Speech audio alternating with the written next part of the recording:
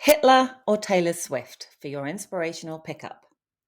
An undeniable clickbait title for the more interesting subject of star manning. This week, I saw someone edit a LinkedIn post because of feedback that the person they were quoting was a troll, irrespective of the evidence within the quote. I observed 3 people sharing a Piers Morgan soundbite with the careful caveat, "It's rare I agree with this guy, but..." I saw someone else I respect get chastised for liking an X-tweet from a persona non grata. And I had a long, depressing conversation with my 10-year-old about why it's wrong for children to chant furry as a slur at another on the playground. Whilst I didn't immediately connect the last to the others, it occurred to me that many adults now also need this reminder.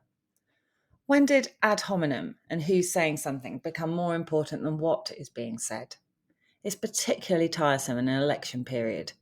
Discredit the player or throw a milkshake at them, and the substance goes unevaluated.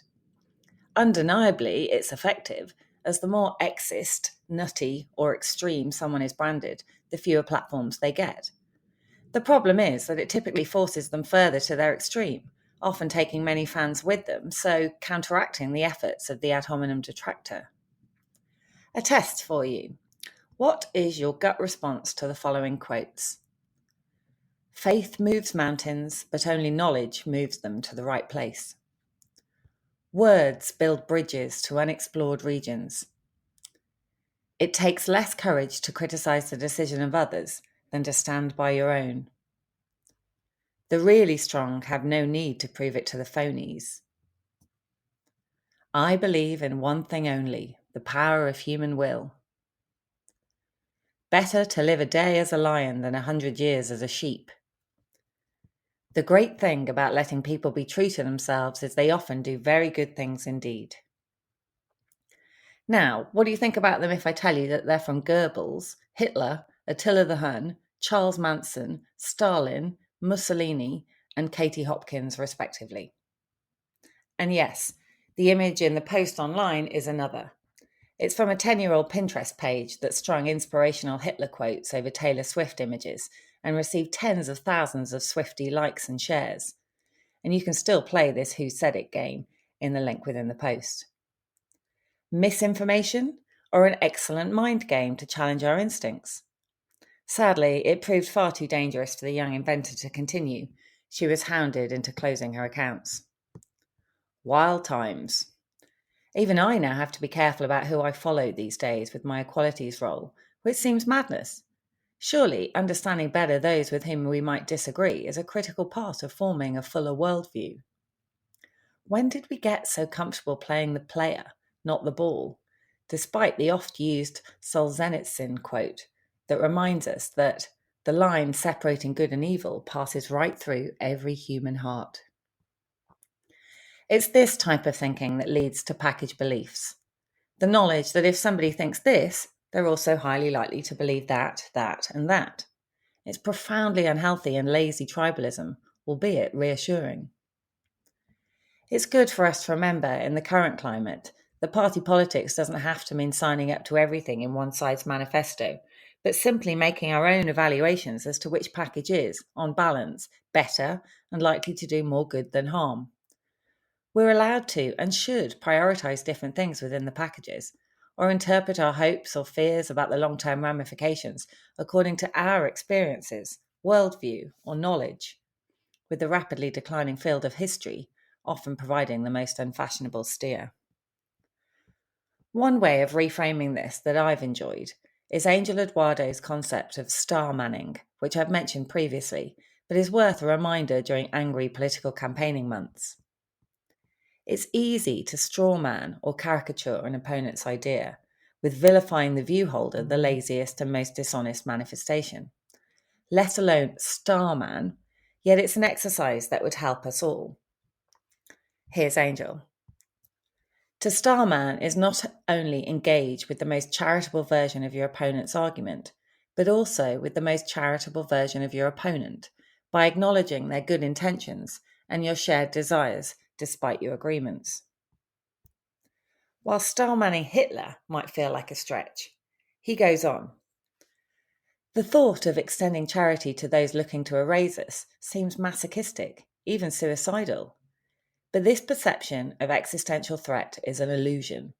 Yes, there are monsters in the world, but they're so few in number that you're unlikely to actually encounter one.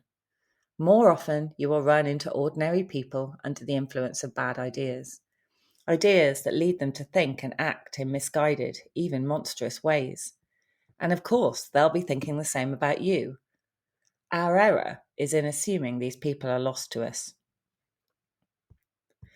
The truth is, we all have more in common than we think, and we can find common ground with pretty much anyone the more we track up their arguments and seek to more fully understand why they feel the way they do. It's normally from a good place, and even just acknowledging that diffuses the difference. Eduardo refers to a black musician who collected the robes of KKK men that he de-radicalized by befriending them. A huge lesson in humility to anyone tempted to demonize others. Closer to home, I've been fortunate to rub shoulders with enough politicians to know that in the main, there's huge respect and indeed a lot of close friendships between many on opposite sides of the House, something we'd never know from our media diet. After all, they have much more in common with each other than the electorate, given the bizarre lives they lead. I'll leave the final word and credit on this to Angel Eduardo, because there's no sense in rewriting an already brilliant post during another Bouncehead week. Here's my antidote of the week. If you're still unconvinced, if you're reflexively rejecting this notion outright, you have to ask yourself, why? Why wouldn't you want to acknowledge your interlocutor's humanity, your mutual quest for safety, security, and satisfaction? Of course, just because you're acting honourably doesn't mean anyone else will, but someone has to be first on the dance floor. Besides, you never know who might respond in kind until you try.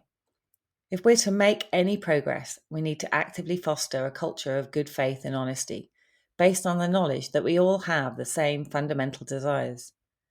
It begins with each of us making the choice to see the other as human, flawed, perhaps ignorant, maybe even dangerous, but also human, no matter what they think. It continues by encouraging these exchanges in others and praising star manning where we see it. Many may still think this idea naive, but they're wrong. Idealism isn't naivety, it's ambition. It's a refusal to concede the future to the present. It's knowing how you want the world to be, orienting your behaviour in that direction, and trying to inspire others to do the same. It's also an acknowledgement that our fates are intertwined. Whether we ultimately agree or not, whether we try to communicate or not, whether we choose to be compassionate or not, we have to accept that we're all in the same boat. We will sink or sail together, and we ignore this fact at our own peril. So, perhaps try an experiment this week and post or defend something good from someone you think, or are supposed to think, is abhorrent. And maybe pause to ask yourself how abhorrent their intentions really are.